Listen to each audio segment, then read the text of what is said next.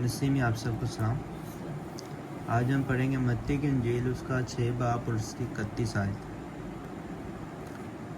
खुदा के कलाम में लिखा है, इसलिए फ़िक्रमंद होकर ये ना कहो कि हम क्या खाएंगे या क्या पिएंगे या क्या पहनेंगे, क्योंकि इन चीज़ों की तलाश में गैर कौमें रहती हैं, और तुम्हारा आसमानी बाप जानता है कि तुम इन सब चीज़ों के मोहताज हो। बल्कि तुम पहले उसकी बादशाही और उसकी रास्तबाजी की तलाश करो, तो ये सब चीज़ें भी तुमको मिल जाएंगी। बस कल के लिए फ़िक्र ना करो, क्योंकि कल का दिन अपने लिए आप फ़िक्र कर लेगी। आज के लिए आज का दुख ही काफ़ी है। खुदा के कलाम में लिखा है, इसलिए फ़िक्रमंद होकर ये ना कहो कि हम क्या खाएंगे या क्या पिएंगे या क्या पहनेंगे। खुदा के कलाम में लिखा है कि अपन फ़िक्रमंद नहीं होना, किसी की खाना है, किसी की पावांगे तो की पीवांगे। अगर थोड़े को नहीं है ना, तो खुदा को मंगो। खुदा कहता कि शेर बब्बर के बच्चे तो भूखे रह सकते हैं, लेकिन मैं अपने फर्जंदों को कभी भूखा नहीं छोड़ूंगा। जिन्ने भी लोग वेख लो, जिन्ने भी गरीब हों, वो रोटी खा के सोंदे ने। खुदा कहता भुख ना कदी नहीं मरनगे।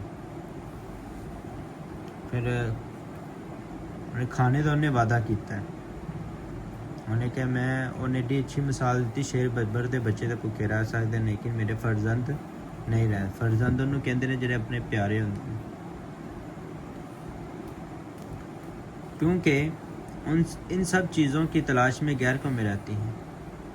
वो कह रहा है खाण पीन के फिक्रमंद वो रहिंदे जिहड़े गैर कौमें होंदियां ने, जिन्हां विच खुदा दा तसव्वुर नहीं है, जिहड़े खुदा नूं नहीं मानदे, वो यह चीज़ां दी फिक्रमंद होंदियां ने।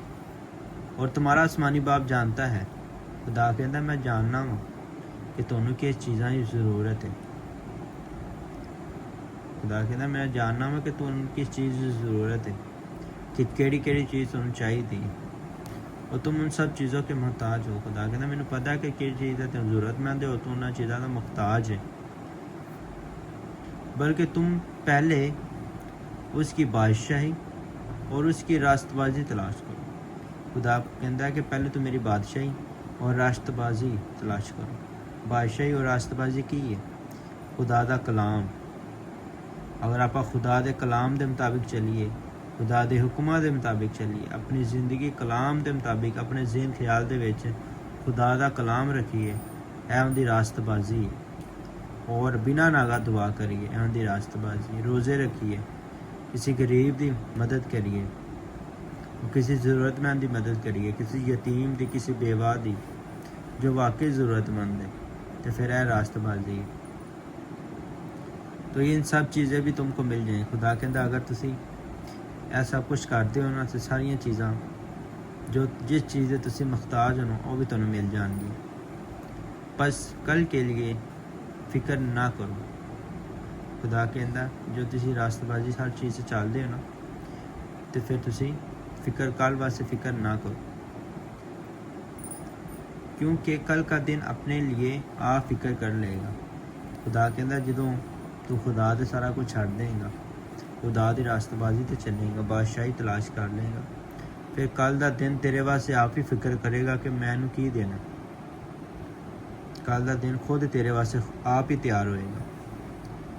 खुदा कहता आज के लिए आज का ही दुख काफ़ी है। खुदा दा नबी है ना मत्ती रसूल, वो कह रहे हैं कि तू अज दे दुख अज ही बस ही काफ़ी है, बल्कि बाकी सारा कुछ अपने खुदा ते छड़ दे। अगर तू रास्तबाजी करना है तो अपने खुदा ते छड़ दे। खुदा तेरी मदद करेगा, उन चीज़ों को जानता है जिन चीज़ों में मुहताज है। आज के कलाम के पढ़े सुने समझे जाने पर बड़ी बरकत हुई।